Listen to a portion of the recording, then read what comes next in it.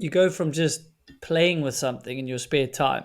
And if you fast forward now, you could have never predicted you'd have the two riders on your team, and literally you guys could win a World Cup in both elite and juniors. I mean, just if you just look at that, I mean, that must trip you out.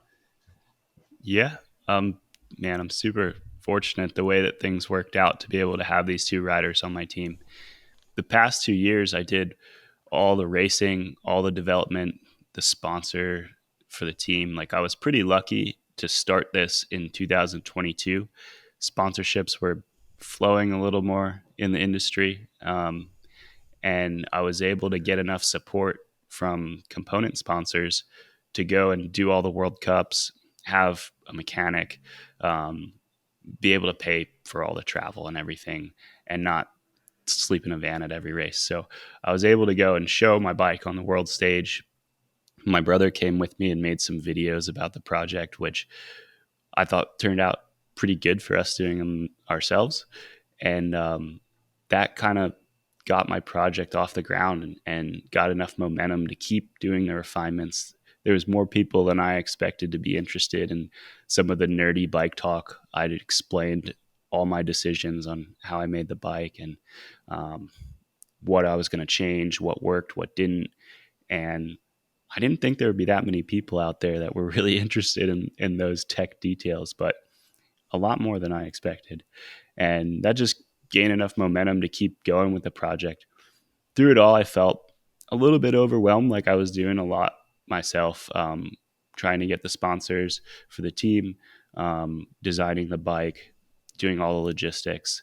And I just felt like I wasn't able to show everything the bike was capable of. It was also like the tail end of my career. And I just felt like my bike was really good, but maybe I couldn't ride it as fast as it could possibly go. And I'd always had the idea of like, man, if I could just take everything that I've done on my side and all the knowledge that I have, and then pair that with somebody who's at the top of their game, man, the sky would be the limit. So it worked out really well with Asa. He's one of the fastest up and coming juniors. He's like one of the top prospects coming into the season this year. And I met him in 2022 at the U.S. Open at the end of the season. He raced elite as 15-year-old and he got third place, and he was one step ahead of me on the podium. So I was super impressed. I met him earlier that week and had been watching some of his results earlier that year. And I asked him if he wanted to stay around and test ride the bike the next day. And he loved the idea. So he and his dad came back the next day. I think it like poured rain overnight, and he first run race run pace. Just I followed him down the track, and he was didn't even ask if he should check the track or if we are going to stop, or he just got in the gate and did a race run. And I followed him.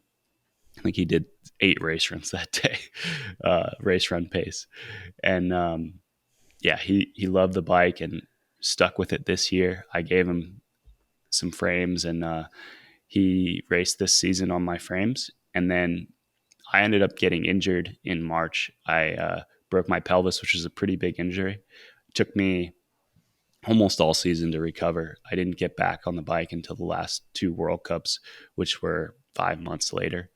Um, and through that, I gave all the support that I had generated for myself to Asa. I tried to help him as much as I could. He had a couple of his own sponsors that were not the same as mine, but I paid for his trip to go to Crankworks Europe. My mechanic helped him over there, took him to Schladming to ride.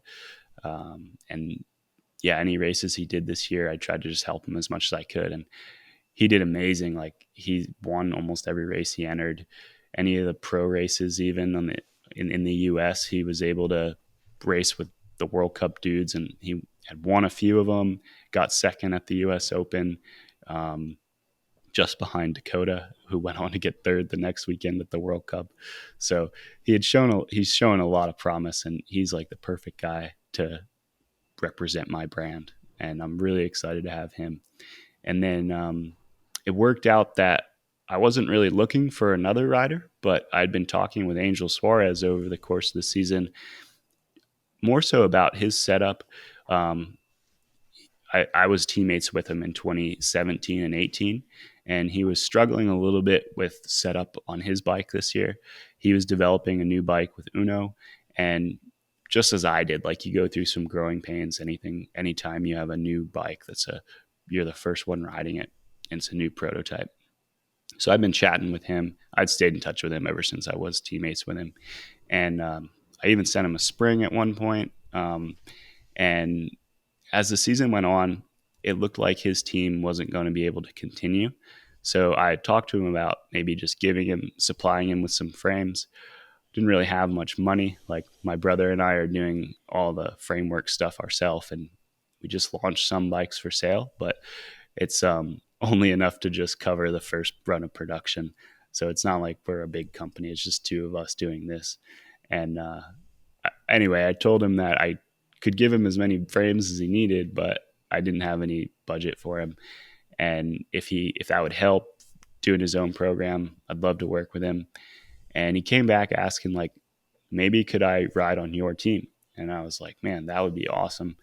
So pulled some things together and managed to find a way to get Angel on the team. He's such a talented rider. He's had a couple of podiums through his career and over the past few years, and some seasons where he struggled a little bit too. But so far, he's been on my bike. He's been absolutely flying. So, man, next year is going to be super exciting. I'm really happy with the team that we have.